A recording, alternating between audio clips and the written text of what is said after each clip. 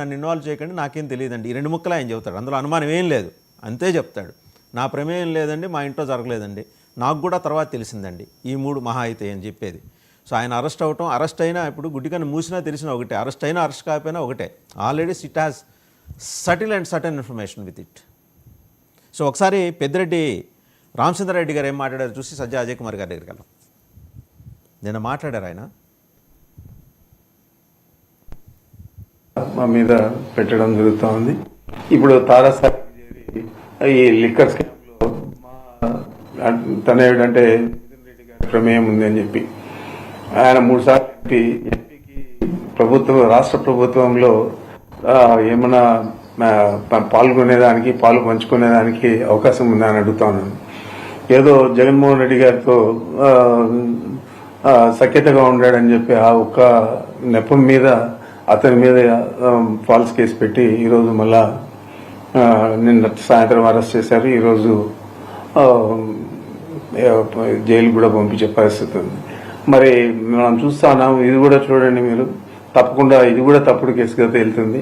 మరి ఇలాంటి తప్పుడు కేసులన్నీ పెట్టి ప్రభుత్వాన్ని నడుపుతూ ప్రతిపక్ష పార్టీలను అదుపులో తీసుకోవాలనే మిథున్ రెడ్డిని అరెస్ట్ చేయడం అనేది, ఆయన ఎంపీనా లేకపోతే 3 సార్లు ఎంపీ మళ్ళా లోక్సభలో ఒక పార్టీకి నాయకత్వం వహిస్తూ ఉన్నాడు.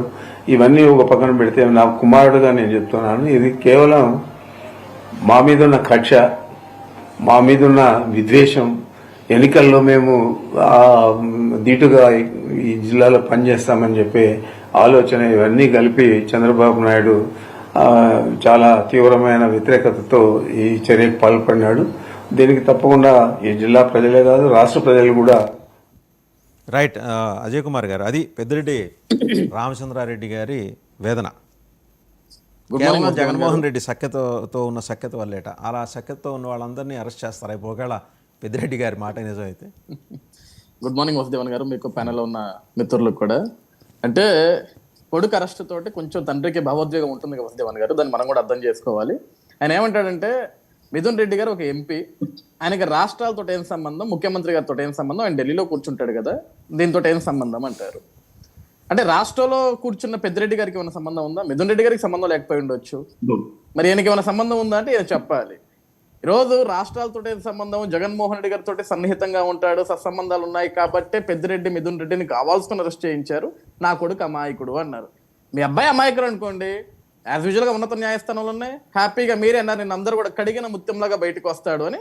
ఆ ముత్యాన్ని మీరే కడుక్కొని తీసుకొచ్చుకోండి బయటికి, దానికి ఎవరు అడ్డుపడట్లేదు. ఈరోజు మేమేదో కుట్రలు చేసి ఎవరిని అరెస్ట్ చేయలేదు వసుదేవన్ గారు. ఇక్కడ అధికారుల బృందం, సిట్ అధికారులు వాళ్ళు ఒక దర్యాప్తు చేశారు. వాళ్ళు ఎవరెవరినైతే అరెస్ట్ చేశారో వాళ్ళందరూ కూడా బాలాజీ గోవిందప్ప గారు కావచ్చు, ఇంకొకరు కావచ్చు, వాళ్ళందరి దగ్గర కూడా వాళ్ళు సేకరించిన దర్యాప్తు, వాళ్ళు సేకరించిన డేటా ప్రకారమే మిథున్ రెడ్డి గారి దగ్గరకు వచ్చి ఆగింది. అదేవిధంగా మిథున్ రెడ్డి గారు కాల్ డేటా ఎక్కడ ఉంది, ఆ రోజు ఎక్కడెక్కడ ఎవరితో మాట్లాడారు అన్న 4-5 కాల్ డేటాలు మొత్తం రికార్డ్ తీసి చూపించారు వాళ్ళు. కాబట్టి దాదాపుగా 3,500 కోట్ల రూపాయలు ఈ విధంగా దారి మళ్లించాయి. ఇంకా ఎంత ఉందో తెలియాలి, ఇంకెంత ఉందో బయటికి రావాల్సిందే. ఇప్పుడు మీరు చెప్పినట్లుగా ఈ బంగారం అంతా ఎక్కడ కొన్నారు, ఏ విధంగా దీన్ని తరలించారు, ఏ విధంగా 250 నుంచి 300 కోట్ల రూపాయల డబ్బులు ఏ విధంగా ఎలక్షన్కి ఆ డబ్బుని మళ్ళీ తిరిగి తీసుకొచ్చారు ప్రజలకి ఇవ్వటానికి, వీళ్ళు ఎన్నికల ఖర్చులకు ఏ విధంగా వాడారు, ఇవన్నీ కూడా అధికారులు ఈ రోజు మొత్తం ఇప్పుడు మిథున్ రెడ్డి గారి దగ్గర నుంచి కూడా మొత్తం ఇన్ఫర్మేషన్ రావాలి కదా సార్. జస్ట్ ఆయన జ్యుడిషియల్ రిమాండ్ తీసుకున్నారు, ఆయన కూడా ఏం చెప్తాడో వినాలా.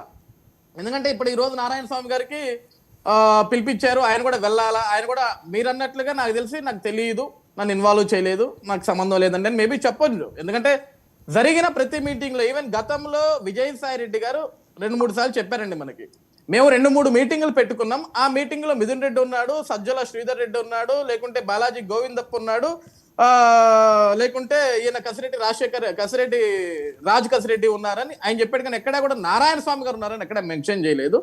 కాబట్టి నారాయణ స్వామి గారు కేవలం బొమ్మగానే ఉండుండొచ్చు, ఆ రోజు అతనికి తెలియకపోయి ఉండొచ్చు, తెలిసినా సరే అతను మాట్లాడలేకపోయి ఉండొచ్చు, లేకుంటే ఈ మద్యం ముడుపుల్లో కనీసం అతనికి సింగిల్ నయానా పైసా అయినా పోయి ఉండొచ్చు, పోకపోయి ఉండొచ్చు. ఇవన్నీ కూడా దర్యాప్తులో బయటికి రావాల్సిందే.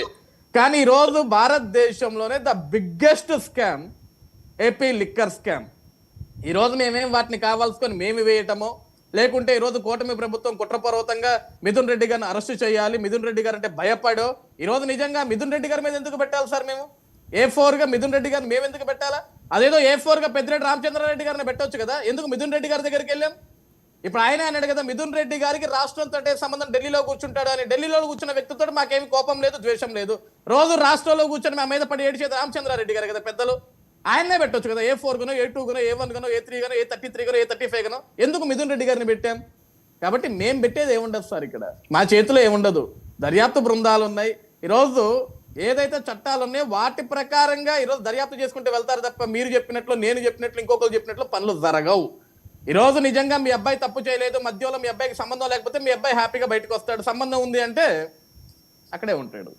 రైట్. ఒకసారి సజ్జల రామకృష్ణారెడ్డి గారు ఏం మాట్లాడారు చూసి బండి శ్రీకాంత్ గారి దగ్గరికి వెళ్దాం. సజ్జల రామకృష్ణారెడ్డి గారు మాట్లాడారు, అంబటి రాంబాబు గారు కూడా మాట్లాడారు.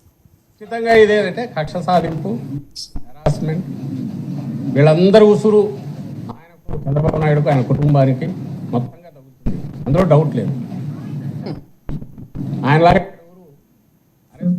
అరెస్ట్, ఇందులో వీళ్ళు తప్పు చేసింటే గిల్టీగా ఫీల్ కావాల్సి వచ్చేది. ఆయన చేస్తున్న తప్పు చంద్రబాబు నాయుడు, ఆయన చేస్తున్న తప్పు. అందుకోసమే ఇక్కడ ఎవరు కూడా ఏమాత్రం గిల్టీగా ఫీల్ కావాల్సిన అవసరం లేదు, కావడం కూడా లేదు. నువ్వు కక్ష సాధింపుతో చేస్తున్నావు, ఎస్ వీఆర్ ప్రిపేర్డ్. బట్ నీకు అధికారం ఇచ్చింది ఒకందుకైతే ప్రజలు, నువ్వు చేస్తున్న నీ అధికార దుర్వినియోగంతో నువ్వు చేస్తున్న ఈ కక్ష సాధింపు అనేది